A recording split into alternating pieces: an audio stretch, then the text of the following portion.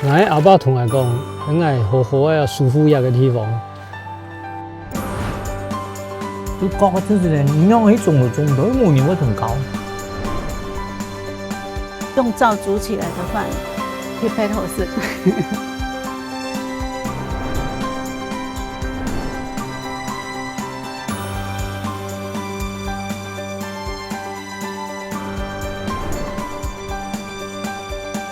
来上菜。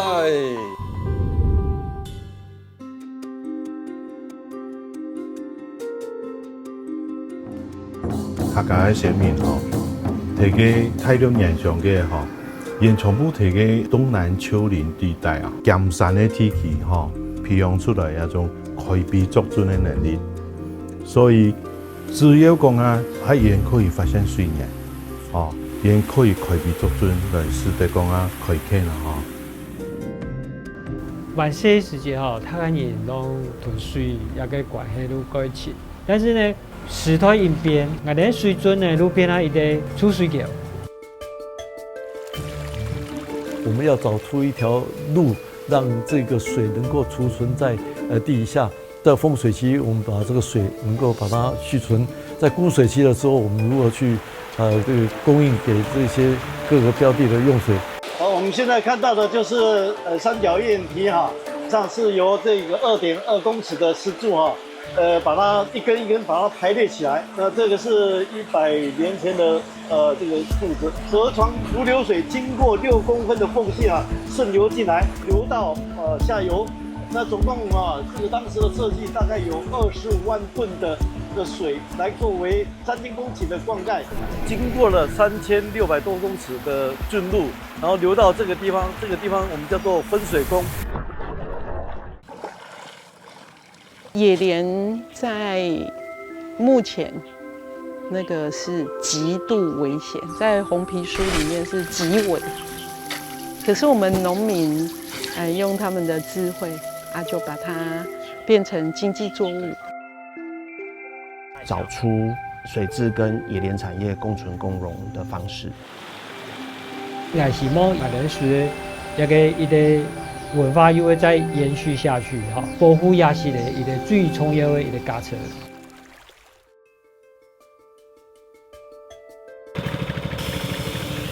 以前在念大学的时候念会计，大概12、13年前回来家里开始学种田。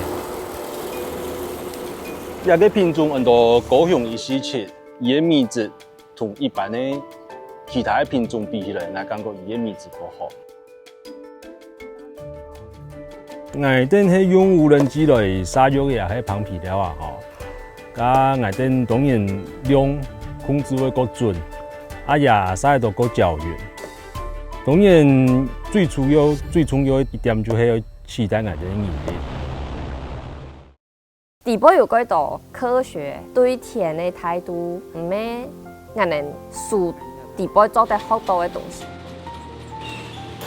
同埋到别开来嘅，我就唔从嘅识到嘅，已经有发霉嘅，一种呢拢系做唔得出只事嘅同埋豆，也咧一定要脱空起来。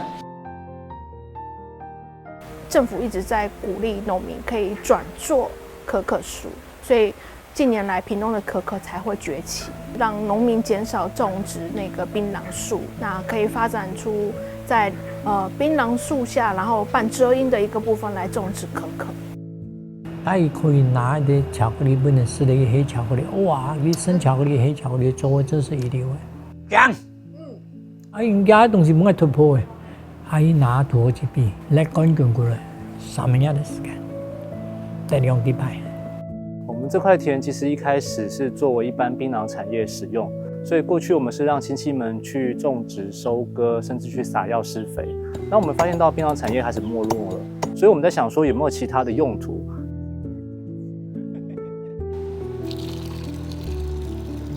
那边你看，这是我最新研发出来、复刻出的传说中的槟榔紫黑，看一下。的那个奖，我很喜欢。我们希望让颜色可以成为文化的载体，透过槟榔紫的红，还有土地的和，我们希望从土地长出来的颜色，去诉说台湾的故事。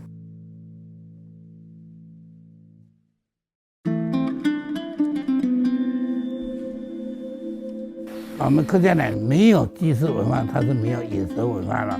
饮食文化是祭祀文化的一体两面。祭业田过有祭业的打工，或谈过人他来吃饭的时候，新米老师算一个从业外一个祭祀文化。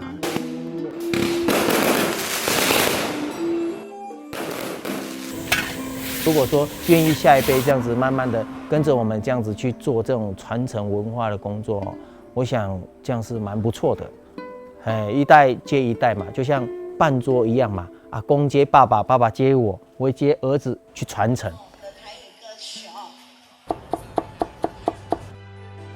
透过手撕，我们从一个提给的概念上面起承转合中，一个圆融，全部都在这个扣碗里面。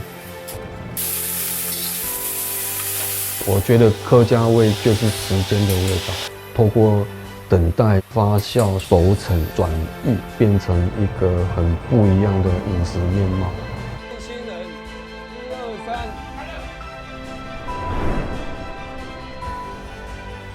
我们也去接触了很多的学校，那他们对于番茄的生产也感到非常的有兴趣。原来给我的客家精神，就是来自于真实，这是我对它的永远的敬意。